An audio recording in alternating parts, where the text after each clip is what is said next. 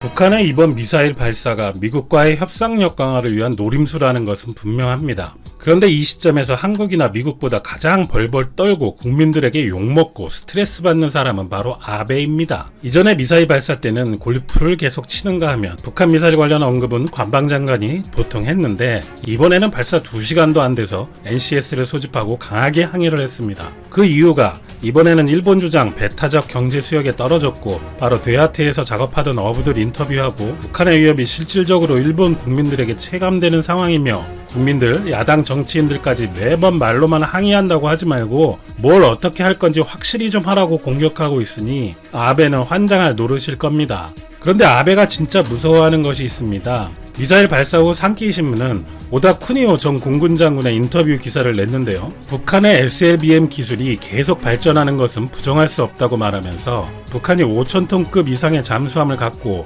북한 인근 얕은 바다가 아니라 심해에서 SLBM을 운용하게 되면 인근 나라에 큰 위험이라고 합니다. 그런데 다음 부분이 충격적입니다. 최악의 시나리오는 남북 통일에 따른 남북한 기술의 합체이다. 한국은 이미 대형 잠수함이 있고 여기에 수직 발사관을 장착해 탄도미사일을 발사할 수 있다. 여기에 북한의 단거리 핵미사일이 탑재되면 대상은 바로 일본이다 라고 말합니다.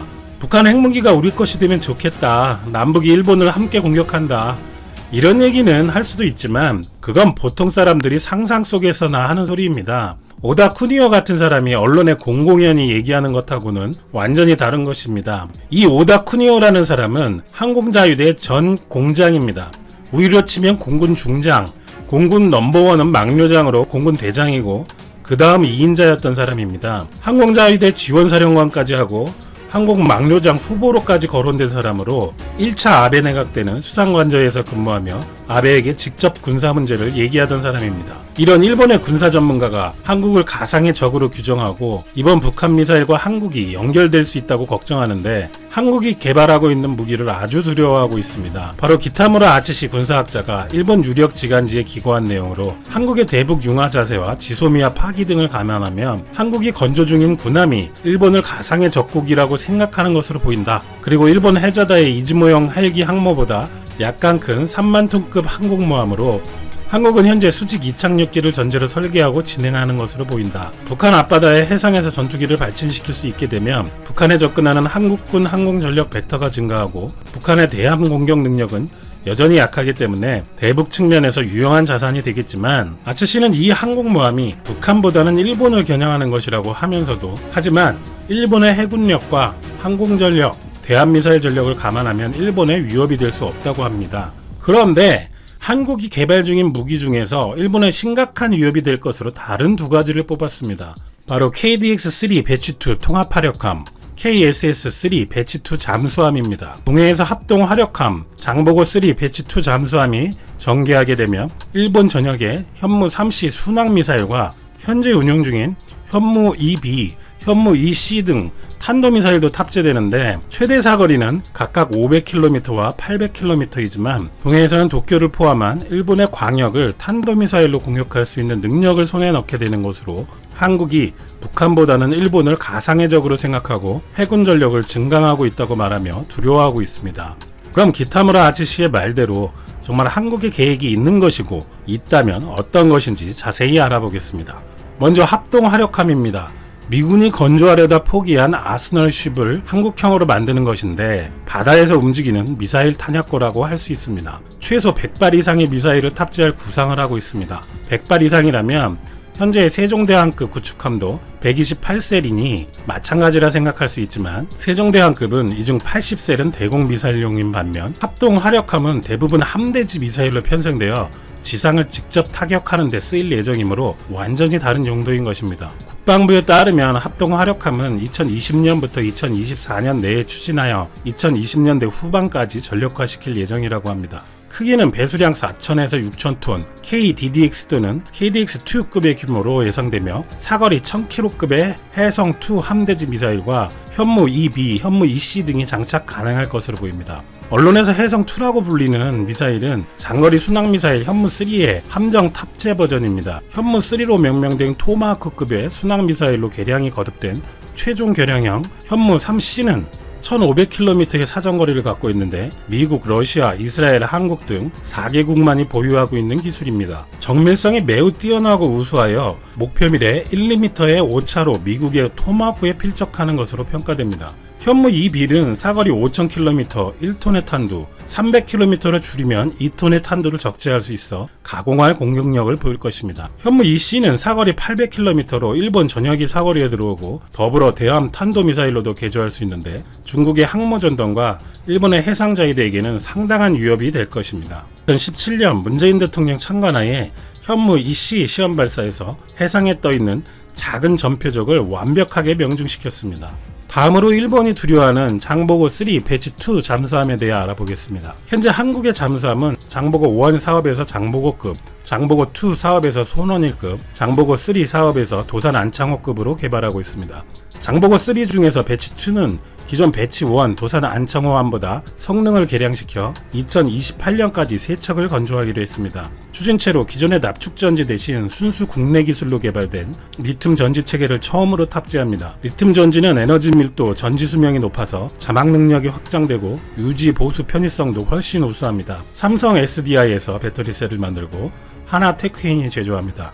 속도도 빨라지며 수준 작전 능력과 운용 시간도 2배로 늘어납니다. 2024년 전력화 예정인 배치 1보다 배수량은 450톤이 크고 길이는 6m가 더 깁니다. 배치 1에는 수직 발사관이 6개 설치되는데 배치 2에는 10개가 예상됩니다. 수직 발사관에는 사거리 500km의 현무 2B 탄도미사일이나 사거리 1500km의 현무 3 함대지 순항미사일이 탑재될 전망입니다. 잠수함의 눈이라 할 수 있는 전투체계와 소나체계 성능도 개선해 표적 탐색 능력이 크게 높아졌으며 순수 국산 기술로 국산화율도 80%를 달성한 것으로 알려졌습니다. 그런데 이렇게 SLBM을 장착할 한국의 장보고 3 잠수함을 두려워하는 기사를 아사히 신문에서도 보도했었습니다. 억측 부르는 한국이 강력한 최신 잠수함을 개발하는 이유라는 아사히 신문의 기사를 소개합니다. 기존 일본의 신형 잠수함 우류가 각국 해군에서 주목을 받고 있는 이유는 리튬이온 전지의 정숙성과 출력을 양립시키는 잠수함으로서의 최고 성능 때문이었다. 그런데 한국 해군에서 그 리튬 전지를 탑재한 잠수함의 개발이 시작되는데 미 해군과 동아시아 전략가들 사이에서 높은 관심을 받고 있다고 경계합니다. 그 이유는 한국의 현 정권의 대북융화 자세와 중국의 한국을 수중에 넣으려는 움직임, 그리고 일본과의 극단적인 관계 악화의 상황에서 고성능 잠수함의 건조 계획 때문이다. 그리고 2020년경부터 실전 배치될 장보고 3 배치 1의 1번함 도산 안창호라는 것은 저명한 독립운동가의 이름이다. 그리고 이후 개발될 3척의 KSS-3 배치 3는 원자력 잠수함이 되는 것 아니냐는 소문도 있다. 원자력 잠수함 이야기는 차치하고 미 해군 관계자들이 관심을 보이고 있는 것은 장보고 3에서 제공하는 전투 능력 때문이다 라고 이야기합니다. 장보고 3 배치 1은 어뢰 발사관 외에 각종 미사일 발사에 대한 수직 발사관이 장착되어 있다. 잠수함 탑재 어뢰와 대함 공격용 크루즈 미사일, 거기에 지상 목표 공격용 크루즈 미사일 등은 기본적으로 어뢰 발사관에서 발사된다. 그러나 탄도미사일과 더 강력한 순항미사일 공격 능력을 획득하기 위해 수직 발사관이 장착된 것이다. 미국과 러시아, 영국, 프랑스, 중국, 인도가 운용하고 있는 전략 핵잠수함, 즉 핵탄도미사일을 탑재한 잠수함은 모두 수직 발사관이 장착되어 있다. 현재 KSS-3 배치 1에 탑재되는 순항미사일은 현무 3C 대지 공격용 장거리 순항미사일을 잠수함 발사형으로 개조한 것으로 간주된다. 현무 3C 순항미사일은 최대 비상거리가 1500km이고 황해와 동해의 해저에서 북한 전역을 여유있게 공격하는 것이 가능하다. 베이징과 상하이도 충분한 사정권에 들어있을 뿐만 아니라 일본 전역도 거리가 된다. 이외에 KSS-3에는 한국군이 운영 중인 현무 2B 혹은 현무 2C 탄도미사일을 기반으로 한 탄도미사일도 탑재된다고 한다. 비핵탄두이지만 순항미사일보다 빠른 속도로 적을 공격할 수 있는 탄도미사일은 매우 강력한 무기가 된다. 이렇게 KSS-3는 고급 성능과 강력한 공격력을 갖춘 잠수함이라는 것이 되지만, 그래서 대지 공격용 장거리 순항미사일과 탄도미사일까지 장착하는 목적은 무엇인가? 라는 의문이 생긴다. 북한도 미사일 잠수함을 개발하고 있지만 북한 해군 상대라면 공해에서의 작전을 상정한 3,500톤 등 대형 잠수함의 필요성은 낮다. 중국과의 관계에서 볼 때 한국 해군이 동중국해와 남중국해 등 잠수함을 진화해 중국 해군에 대항하자는 작전 구상을 갖고 있다고는 생각되지 않는다. 마찬가지로 잠수함에 탑재한 순항미사일과 탄도미사일로 중국에 반격하는 시나리오도 상정될 수 없다. 그렇게 되면 동해와 경우에 따라서는 서태평양에서 일본을 미사일 공격 능력을 가진 강력한 잠수함을 개발하고 있는 것은 아닐까라는 추측이 미 해군 관계자들 사이에서 나오지 않을 수 없다 라고 기사를 마치는데요. 도둑이 재발절이는지 한국이 북한을 상대로 더 좋은 무기가 필요 없다는 논리도 이상하고, 왜 한국이 중국을 상대로는 대항할 이유가 없다면서도 일본을 공격하기 위해서는 SLBM을 개발하는 것이 이유가 될 수 있다고 할까요? 그 이야기를 하면서 자기의 의견이라고 하지 않고 또 미국 해군 관계자의 말이라고 피해가고 있습니다. 어쨌든 이렇게 동북아에서 해군력 경쟁 중에 탄도미사일과 순항미사일을 장착할 한국의 통합화력함 장보고 3 배치2 잠수함은 강력한 경쟁력을 가지게 될 것으로 보입니다. 그리고 억지로 북한하고까지 엮어서 일본은 도둑이 재발절이고 두려워하고 있는데 더 멋지게 만들어서 빨리 전력화되기를. 여기 한국과 일본의 최근 10년 GDP가 있습니다. 어느 쪽이 한국이라고 명시하지 않아도 전 세계인들의 98.3%는 당연히 왼쪽이 한국, 오른쪽이 일본이라 말할 것입니다. 나머지 1.7%는 세계 인구 77억 명 중 1억 3천만 명을 차지하고 있는 일본 사람들이 있기 때문이죠. 현재 일본이 한국을 상대로 보이고 있는 행동들을 우리는 경조증이라 부릅니다. 영어로 하이퍼매니아라고 하는데요. 자신의 경제 상황에 맞지 않게 말도 안 되게 비싼 선물을 한다거나 비현실적인 계획을 세우는 증상을 말하죠. 일본과 정확히 맞아떨어집니다. 상황에 맞지 않게 미국에 과도하게 퍼주면서도 원하는 것을 얻어내지 못하였고, 최근까지 수개월 동안 한국과 외교 갈등을 겪으면서 일본은 자신들이 현재 유리한 상황인지 불리한 상황인지조차도 구분하지 못하고 매우 비현실적인 계획만 세우고 있기 때문이죠. 일본은 현재 마치 한국이 불리한 상황인 것으로 착각하고 있는데요. 완전히 반대죠. 지난번에 이 영상을 통해서 한국의 히든카드인 WTO 제소가 일본을 얼마나 피를 말리게 하고 있는지에 대해서 설명드렸습니다. 어벤져스급 외교력을 보여주고 있는 산업통상자원부와 외교부를 중심으로 일본이 WTO 협정을 위배하였음을 이미 증명하였고, 일본은 이렇게 완벽히 준비된 한국을 피하느라 바쁜 상황입니다. 하지만 WTO에서 분쟁 해결 기구를 설치하고 제3국 배심원단을 배정한 후에 판결문을 완성시키기까지는 최소 6개월이라는 시간이 걸리기 때문에 분명 한국의 히든카드인 것은 맞지만 지금 당장 일본의 직접적인 피해는 줄 수 없습니다. 그런데 이번에는 현재 여러분이 지금 이 영상을 보고 있는 시간에도 이미 일본과 일본 기업들이 타격을 입고 있는 한국의 필살기가 완성되었습니다. 일본이 워낙에 미국에 퍼주기식 외교를 많이 하다 보니 미국에 대한 수출 의존도가 절대적으로 높다고 생각하시는 분들도 적지 않은데요. 1년 일본의 총 수출 850조 원 중에서 1위가 중국 20%, 2위가 미국 18%, 3위가 한국 7.8%입니다. 일본이 최근 미국과 있었던 무역 협상에서 주력 수출 품목인 일본산 자동차에 대해서 관세 인하를 협상하는데 실패하였고, 유럽은 그렇지 않아도 보시는 것처럼 경제 성장률이 빠른 속도로 추락하는 가운데 영국의 브렉시트로 골머리를 앓고 있습니다. 여기에 중국의 경제 성장률마저 보시는 것처럼 이렇게 폭포수처럼 떨어지고 있으니 일본이 무역 수지를 개선할 만한 곳이라고는 한국과 동남아 지역만 남게 되는 것이죠. 일본이 한국에 수출하고 있는 비중은 결코 작지 않습니다. 보시는 것처럼 7.8%. 만약 일본이 한국에 완전히 수출을 하지 못하게 된다면 일본이 자나깨나 잘 보이기 위한 굽신 외교를 펼치는 미국에 수출하는 규모의 절반 가까이가 날아가는 수준인 것이죠. 한국에서는 이미 일본 불매운동이 초장기화 될 것이 확실시 되는 분위기인데다가 이미 일본 기업들이 받고 있는 타격이 상상을 초월하고 있습니다.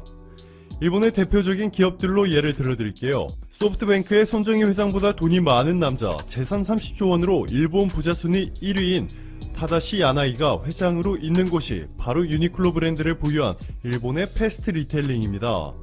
한국에서 유니클로는 패스트 리테일링이 51%, 롯데쇼핑이 49%씩 투자해 만든 FRL 코리아가 운영 중인데요. 지난해 매출액이 1조 3,732억 원. 일본 불매운동이 심각한 수준으로 장기간 지속되자 대대적인 할인 행사를 벌이고 있고 성수기 시즌이 왔음에도 최근 박광원 더불어민주당 의원이 국내 8개 카드 회사로부터 받은 신용카드 매출 현황에 따르면 유니클로의 지난달 매출액은 67% 감소하였습니다. 불매운동이 지속될 경우 1년으로 계산하면 매출액이 8,239억 원 감소한다는 뜻이죠. 한국에서 불매운동이 시작되기 전 항상 1위를 기록했던 아사히 맥주는 일본의 아사히 그룹 홀딩스와 롯데 칠성음료가 50%씩 투자해 만든 롯데 아사히 주류가 공식 수입업체죠. 일본 맥주는 여러분들도 아시다시피 마이너스 99.9%입니다. 거의 수입 중단이죠. 1년 동안 유지될 경우 롯데 아사히 주류의 1년 매출액인 1247억 원이 통째로 날아갈 수 있다는 것입니다. 여기에 토요타, 무지, ABC마트 등 한국에서 일본의 대기업들이 일본 불매운동 때문에 얼마나 큰 기회비용이 생기고 있는지, 일본 관광업은 또 얼마나 큰 피해를 받고 있는지에 대한 자세한 내용은 현재 보시는 이 영상을 참고하시면 좋을 것 같습니다. 자, 그럼 지금까지 내용들을 종합해보면 앞으로 일본 기업들이 해외에서 성장 동력을 찾을 수 있는 유일한 곳이 바로 동남아시아 국가들입니다. 일본이 수출하고 있는 국가들의 비중을 보시면 태국, 싱가포르, 인도네시아, 베트남, 필리핀 등 동남아 국가들을 모두 합산하면 얼추 미국과 비슷하거나 조금 낮은 수준이 나오죠.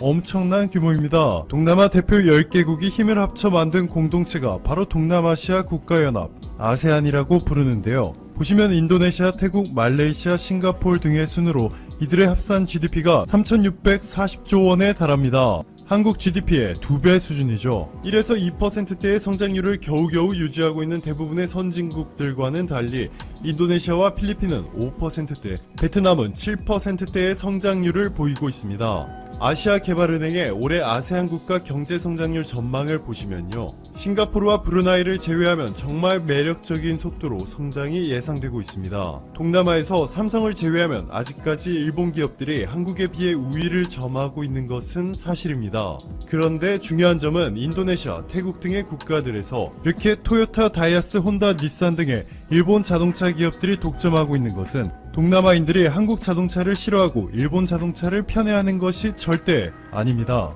동남아 국가들은 FTA 등의 무역 협정을 체결하지 않으면 자동차를 포함한 수입 제품들의 말도 안 되게 높은 관세를 적용하고 있습니다. 태국을 예로 들어드릴게요.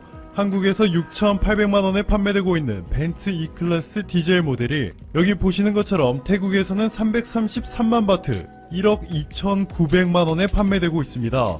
한국의 2배죠.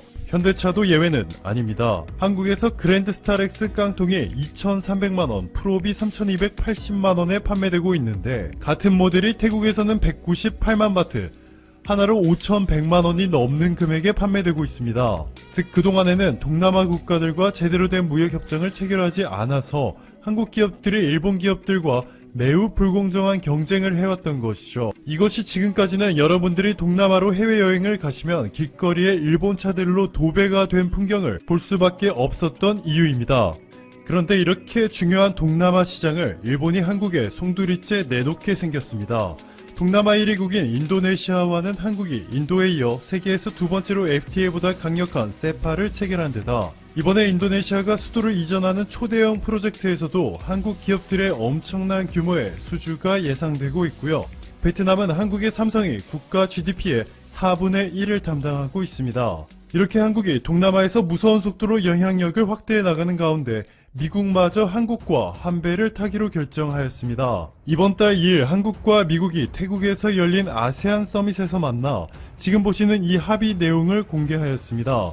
한국의 신남방 정책과 미국의 인도태평양 전략을 함께 하자는 내용으로 에너지, 인프라, 개발금융, 디지털 경제 등의 분야에서 동남아 국가들에 함께 사업을 진출하자는 것입니다.